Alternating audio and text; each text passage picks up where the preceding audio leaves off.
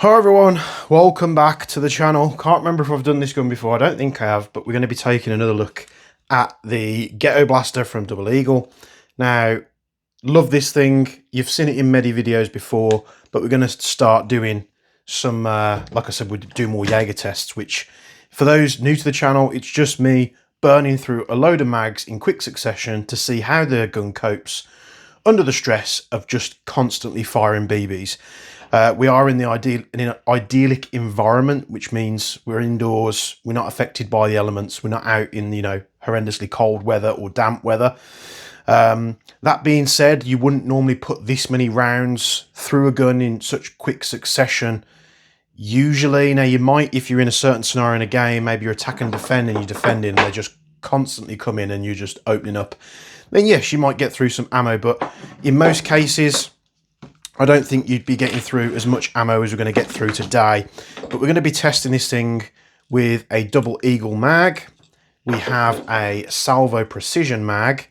I've loaded up three, we'll see how far we get. 3 Tokimori MWS mags. We also have some Guns Modified P mag. These are the Gen 3s. I've got one in black and one in tan. And I've also bombed up a couple of these Lancer mags from Cyma, CGS, EMG, T8, all the acronyms. So we're going to test those as well. This gun usually does pretty damn well, but I've never ran so many mags through it in such quick succession. So without further ado, let's take a look at this Noveske Ghetto blaster and see how it does. Right, first test. Now, I have gone a little bit higher on the BB weight just because you'll have seen in the last test where we compared this to the Salvo Precision. When I was running Marui mags, I only had 2.25 gram BBs as the next down weight from 0.3s. Now, to clear things up, when I go to games, let's say I'm shooting an outdoor game, most of my GBBRs I run on 0.4s at 1 joule. But for testing on the bench and indoors and the stuff that you see on the channel, I usually use a 0.3 because they're good quality BBs, but we're not, burning through, thousands of rounds of 0.4s, which can get very expensive. So I don't have any 0.3s. I need to order some. I think I said this in many videos. I normally go with the Jeffs from Outdoor and Tactical. They just don't have any in stock. So I actually have gone up a weight because when Beezer Tactical sent me some guns for review a while ago, they did send me a bottle of these. These are 0.4s. Now, I detest bios, but we're going to see how they do. All I'm wanting to do is just when we use the Marui mag, not have the sort of jamming up that it was doing on the 2.5. So let's go for it. So we've got the Double Eagle mag, the one that the gun comes with. And we'll see how it does. Now, this gun is going to be at a slight handicap because usually when we test these guns, it's as they are out the box. Now, this is running the Jaeger Precision heavy buffer and the Jaeger Precision MWS stainless steel blowback weight. So you've got a combined weight there of, let's see, how much is it? 102, 112, about 117 grams in total, I think, just off the top of my head, doing quick maths there. So 82 on the stainless steel buffer and just over 35 on the new buffer, heavy buffer for the Noveske Ghetto blaster. I'm mincing my words now. So it's dragging more weight, which means it's going to have a harder job compared to the lighter weight setup. So it's not going to cycle as fast, but we'll just go through it. And I love this gun. I want to put it through its paces and really test it. So here we go. So we've got the standard D mag, and you can see this gun kicks more violently than usual, and it's very loud.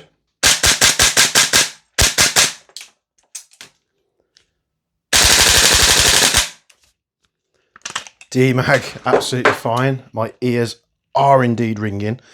I think I need to put some extra cardboard in front of this box because they are, bouncing out. So let's try and force something in here so we've got a bit more of a buffer. There we go. That should work just fine. Double Eagle mag, we've gone to the Salvo mag. And here we go. Let's do some more full auto. My ears are ringing. We're out of gas on that one. Maybe I didn't put as much gas in this one compared to the others. So let's quickly just... This mag, this salvo mag, sometimes can be a bit iffy with the propane. In terms of it, like, it shows indication that it's full, but it's not. I've had this happen twice on this mag. So it works fine on the mag. We're going to just go to a Marui mag now and see if we fix that issue. So I think we did get a double feed there. We'll try full auto, see if it jams up. Yeah. So on the Marui mags, they do double feed, and I don't know why. So it did this on the 2.5s. It was okay on the 3s. It could just be that the mag is moving a little bit in the mag well, but we'll try and carry on. Works okay there. Let's go for a Lancer mag. Let's try one of these. So T8 Cyma CGS Lancer mag. Bit more spitty.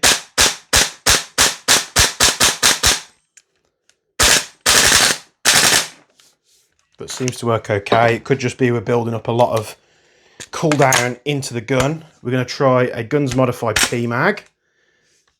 There's that. Yeah, seems to be okay.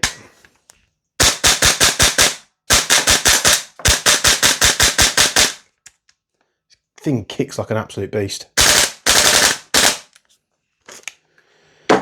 Guns Modified P mag, absolutely fine. We're going to go with the TAM one, see how this does. We'll just do an auto dump. Absolutely fine. Let's go back to a Lancer. We are just getting a little bit of double feed. So what I'm going to do is... Oh, I know why this is happening. See, I never used to get this, but I did wonder the other day why it was getting stuck.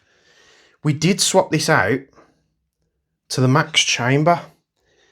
I'm wondering now if that's the problem, because when I had this before on the normal Double Eagle hop setup, it never used to have any problems feeding.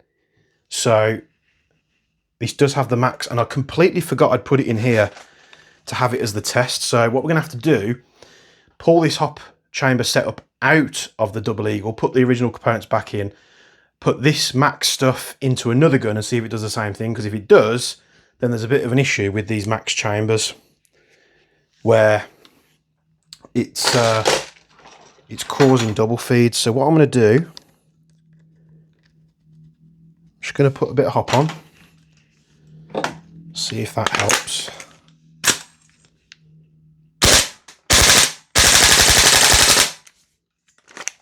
Let's try another Marui mag. But I think, do you know what? I had no idea. I completely forgot I put it in this gun.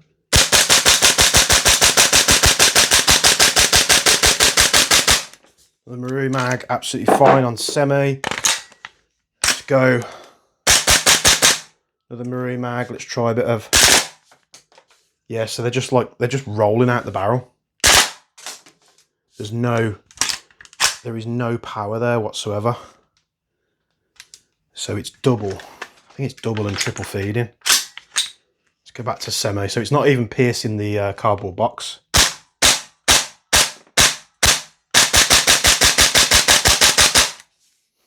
But this gun, honestly, people always ask me why I love this gun.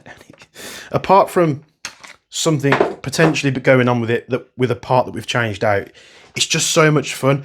And with these heavy recoil parts in it now, not only is it loud and it rings your ears, but honestly, it's just such a good little fun gun to use.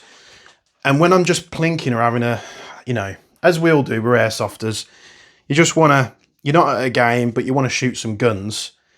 It always seems to be the one that I pick up to have a play around with. So let's have a recap there. So I was using .4s, they seem to feed okay. We've gone through 2 GMP mags. We've gone through 2 Lancer mags from the Cyma. We've gone through a DE mag. We've gone through a Salvo mag. And we've also done 3 Marui mags. 3, 5, 6, 7, 8. We've just done 9 mags in quick succession, which included quite a bit of full auto. Do that with a VFC, because I'm telling you now, and I'm going to get a lot of hate for this because you guys seem to never understand why I don't like VFC. You could not do that with a VFC. You could do that with most all MWS variants. They've always just worked. You'll get some now and again that just don't like full auto. Usually it's the ones that have got like aftermarket kits on them and there's something just not lining up properly. But this thing is absolutely nuts. And for what these cost, I think, what are they, like 350, 400 retail? It ticks all the boxes. You've got, you know, a shortened rear end, which a lot of people like. You'll see I've got the Diefrico on there, which really does suit this gun. You take your MWS parts for your barrel. The nozzle and bolt have held up much better in this compared to my original N4 because I did break the nozzle on that gun. You know, granted, I was messing around with drum mags.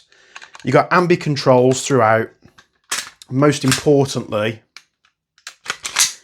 I love the right-handed side bolt release, which is a push in instead of a push down, like you've got on the Salvos and Toxican MCXs. 60-degree throw for semi-auto. It's just a fun little gun. It doesn't weigh much, and with those heavy recoil parts in it now, it just makes the gun a whole new cool thing. I don't even think I'm going to put... I put suppressors on a lot of my guns. I don't think I'm going to put a suppressor on this because it's just nice and short. I do need to put some kind of grip, maybe. And yeah, it doesn't get any much better than that, does it? So this is the Double Eagle Noveske Ghetto Blaster, and just look at that. Absolutely brilliant. Thanks very much for watching. Like, comment, subscribe. Let me know what you think down in the comments below. Join the Ag Precision Discord community. The link can be found in the description. And as always, from me and Box, we'll be seeing you in the next one.